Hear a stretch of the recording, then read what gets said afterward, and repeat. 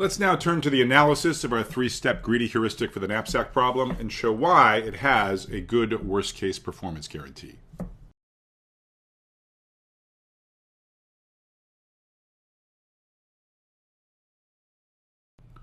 So the goal is to prove that the value of the solution output by this three-step greedy algorithm is always at least half the value of an optimal solution, a maximum value solution that respects the knapsack capacity.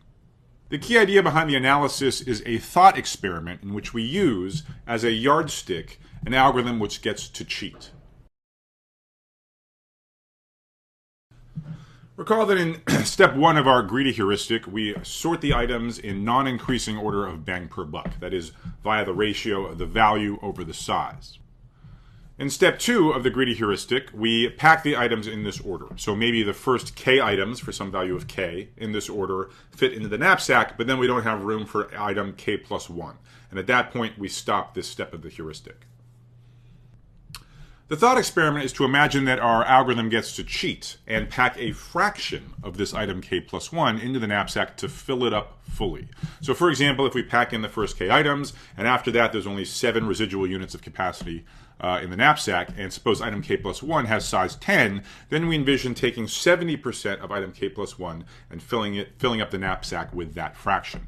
The value, let's say it's prorated. So let's say by filling in 70% of the item into the knapsack, we get 70% of its value. So we're going to call the output of this cheating algorithm the greedy fractional solution.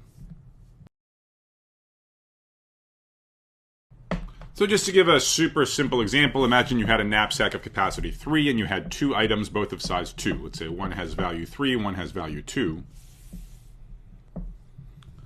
Well, then in the greedy fractional solution, you begin by considering item 1 that has the higher ratio of 3/2. That fits fully into the knapsack. Then you move on to item 2. It only fits 50% into the knapsack. And the total value of the solution would be the full value of item 1, that's 3, plus 50% of the value of item 2, so that adds 1 more. So the value of the greedy solution here would be 4. The greedy fractional solution would be 4.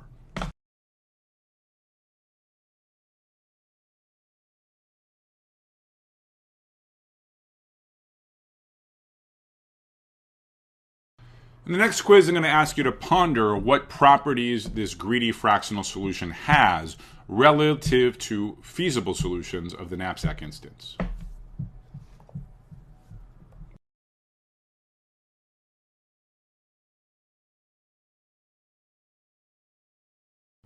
The correct answer is D. The greedy fractional solution is always at least as good as the best non-fractional solution, and in fact it can be strictly better. Indeed, if you look at the last slide in that simple 2-item example, in that instance the greedy fractional solution is better, strictly better than every single feasible solution.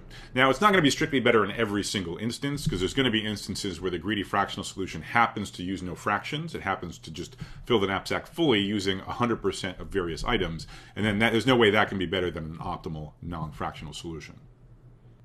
So I'm not going to prove this fact for you in gory detail, but let me give you just an outline of the argument. So the claim is that the greedy fractional solution of a knapsack instance is guaranteed to be at least as good, have at least as large a total value as every feasible solution, that is, every non-fractional solution. The proof of this would fit in fantastically in the greedy algorithms section of this course. That's really what it is. One way you can prove this formally is using an exchange argument. That's what I'll sketch at a high level here. I'll leave it as an exercise to you to fill in the details, but it's really very similar to our proof of optimality for the greedy algorithm for why sorting by ratios minimizes the weighted sum of completion times of a bunch of jobs on a single machine. So how should we proceed? We have to prove that the greedy fractional solution is as good as every feasible solution, every non-fractional solution. So fix such a solution, call it S. This is a subset of items that fit into the knapsack. So you could imagine, for example, a scenario in which the greedy fractional solution packs item number 1, and then item number 2 doesn't fit into the knapsack, but if we take 80% of item number 2, then that fully fills up the knapsack. So that might be the greedy fractional solution, and maybe we're thinking about a non-fractional solution where item 1 is equally well packed there, but instead of item 2, which wouldn't fit, it uses item 4, which is smaller. And then maybe there's some little bit left over of unfilled knapsack capacity for this non-fractional solution, capital S. So the interesting case is where S packs some stuff that the greedy fractional solution does not, and let's suppose it uses up L units of the knapsack capacity via items which are not packed by the greedy fractional solution.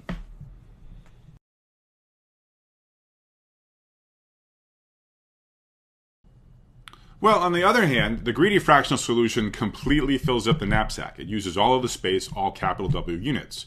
So if there's L units of stuff in S, which are not in the greedy fractional solution, there have to equally well be at least L units of stuff in the greedy fractional solution, which are not packed by S.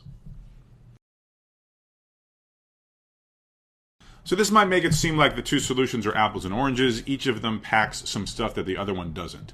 But they're not apples and oranges. The greedy fractional solution really is better. Why? Well, by the greedy criterion, everything not packed by the greedy fractional solution has bang per buck worse than everything that it did packed. So these L units that are missing from the greedy fractional solution are less valuable than the L units that it includes.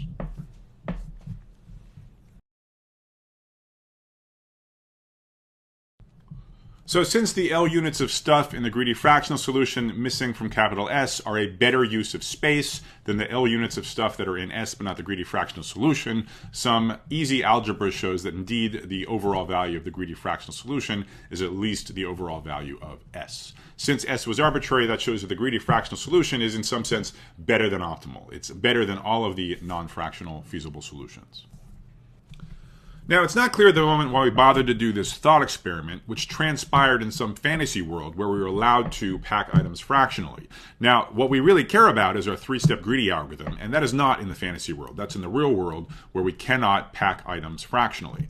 So what good could this thought experiment be? Well, as we'll see in the analysis in the next slide, it provides a useful yardstick, a hypothetical benchmark against which we can compare the performance of our three-step greedy algorithm.